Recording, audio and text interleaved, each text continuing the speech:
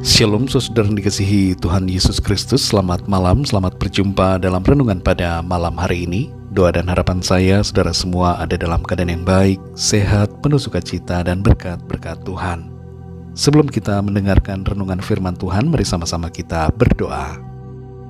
Bapa kami yang di sorga, Bapa dalam nama Tuhan Yesus Kristus, kami bersyukur untuk kemurahan Tuhan, pimpinan dan penyertaan-Mu di sepanjang hari ini.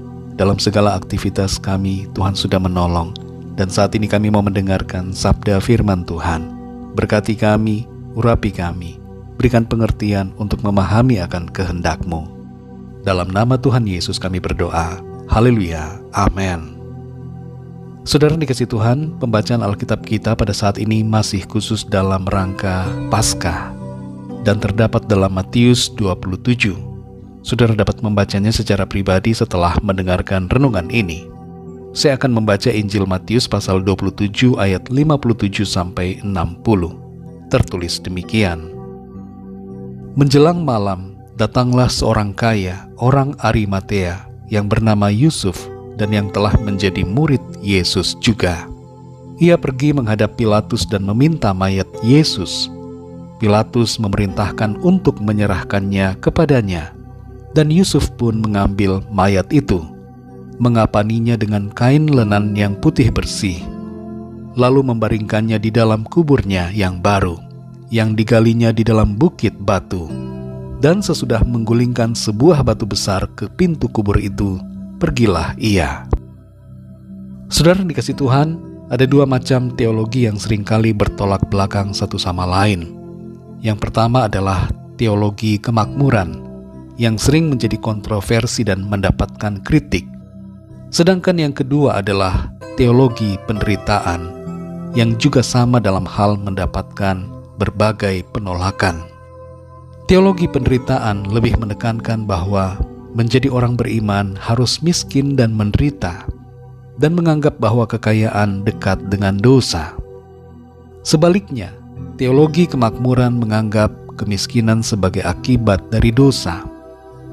Kita yang percaya tidak berpegang pada teologi kemakmuran ataupun teologi penderitaan. Yang kita pegang adalah teologi Alkitab, yaitu firman Tuhan, sehingga kita dapat memandang kekayaan dan kemiskinan dari sudut pandang yang benar. Kekayaan ataupun kemiskinan bukanlah dosa. Cinta akan uanglah yang membuat kita menjadi berdosa. Dalam ayat-ayat ini, saudara, kita membaca seorang yang bernama Yusuf dari Arimatea. Tertulis di sini bahwa ia adalah seorang yang kaya. Di ayat yang paralel, yaitu di Markus 15 ayat 43, disebutkan bahwa Yusuf adalah seorang anggota majelis besar yang terkemuka. Jadi Yusuf adalah seorang yang kaya, punya posisi dan juga berpengaruh. Dan dengan statusnya itu, ia menghadap Pilatus, meminta mayat Tuhan Yesus. Para murid yang lain tidak ada yang berani melakukan hal ini, karena mereka saat itu sedang takut.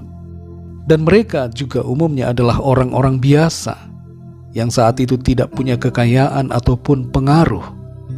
Yusuf dari Arimatea ini memakai apa yang ia miliki untuk menggenapi nubuatan firman Tuhan. Seandainya Yusuf tidak bergerak mengikuti tuntunan Tuhan, maka tubuh Kristus akan terus tergantung di atas salib. Tapi Yusuf tidak hanya berdiam diri saja. Ia memakai berkat yang ia miliki, menggunakan posisi dan pengaruh yang ia punya untuk melakukan yang baik dan benar bagi kemuliaan Tuhan. Memiliki sebuah kuburan pada saat itu adalah sesuatu yang tidak mudah untuk dijangkau karena harganya mahal. Abraham pernah membeli sebuah gua di Makpela untuk menguburkan istrinya Sarah dengan harga 400 shikal perak. Para ilmuwan modern pada saat ini memperkirakan nilai itu setara dengan 100.000 US dollar atau sekitar 1,5 miliar rupiah. Tapi di sini, saudara, Yusuf dari Arimatea memberikan kubur itu bagi Tuhan Yesus. Saudara yang dikasihi Tuhan, ketika kita diberkati dengan harta kekayaan, dengan jabatan, posisi atau kekuasaan, baik dalam pemerintahan ataupun sosial masyarakat. Pakailah itu untuk hormat dan kemuliaan Tuhan. Bukan hanya sekedar kita diberkati, tapi tidak berarti. Namun jadilah orang yang diberkati dan juga berarti. Dalam Amsal 3 ayat 9-10 dikatakan, muliakanlah Tuhan dengan hartamu dan dengan hasil pertama dari segala penghasilanmu.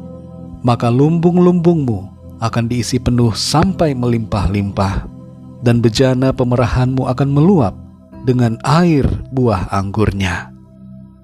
Apa yang bisa kita lakukan bagi Tuhan? Talenta apa yang kita miliki? Seberapa lama hidup kita di bumi ini yang dianugerahkan Tuhan? Biarlah semuanya itu kita pakai dan menjadikannya berarti bagi Tuhan dan bagi sesama kita. Mari kita berdoa, saudara. Bapa kami yang di surga, Bapa, dalam nama Tuhan Yesus Kristus, kami mengucap syukur untuk firman-Mu yang sudah kami dengar pada saat ini. Kami belajar dari kehidupan Yusuf dari Arimatea yang mau bergerak mengikuti tuntunan Tuhan dalam hatinya. Dia memakai apa yang ia miliki, berkat yang Tuhan berikan dalam hidupnya, untuk melakukan yang terbaik bagi Tuhan. Ajar kami juga ya Tuhan, untuk mengerti akan arti dan tujuan hidup kami. Berkat yang Tuhan berikan dalam hidup ini bukan untuk disia-siakan, tapi untuk dipakai menjadi berarti bagi hormat kemuliaan nama Tuhan dan juga bagi sesama kami. Tuntun kami Roh Kudus, untuk kami dapat memahami akan kehendak-Mu dalam kehidupan kami. Apa yang bisa kami lakukan lewat apa yang Tuhan berikan dalam hidup ini. Kami mau lakukan yang terbaik, sehingga hidup kami ini menjadi berarti. Terima kasih Tuhan. Berkati dan lindungi kami di sepanjang malam ini. Berikan kami tidur yang nyenyak, dan bangunkan kembali dengan kekuatan baru. Tubuh yang sehat diberkati Tuhan, untuk kami pakai memuliakan nama Tuhan dalam segala aktivitas kami. Berkati keluarga kami masing-masing secara pribadi. Berkati gereja-gereja-Mu ya Tuhan, dan berkati negara kami Indonesia. Berkati juga semua bangsa negara di dunia ini. Lawat dengan kasih karunia dan rahmat-Mu, sehingga setiap orang dari segala bangsa mengenal dan percaya kepada-Mu Tuhan Yesus. Kami berdoa bagi yang sedang dalam keadaan sakit dan dalam pergumulan, agar Tuhan menjamah, menyembuhkan, dan memberikan jalan keluar. Kemenangan Tuhan nyatakan. Kami percaya Tuhan, berkat damai sejahtera dan kasih karunia Tuhan senantiasa berlimpah dalam hidup kami. Dalam nama Tuhan Yesus Kristus, Tuhan dan Juru Selamat kami sudah berdoa dan mengucap syukur. Haleluya. Amin. Puji Tuhan, saudara yang dikasihi Tuhan. Saya percaya firman Tuhan menjadi berkat dan kekuatan buat saudara semua, dan Roh Kudus akan menolong saudara untuk lebih lagi memahami kebenaran firman Tuhan. Tuhan Yesus memberkati saudara semua. Sampai jumpa dalam renungan yang berikutnya. Haleluya.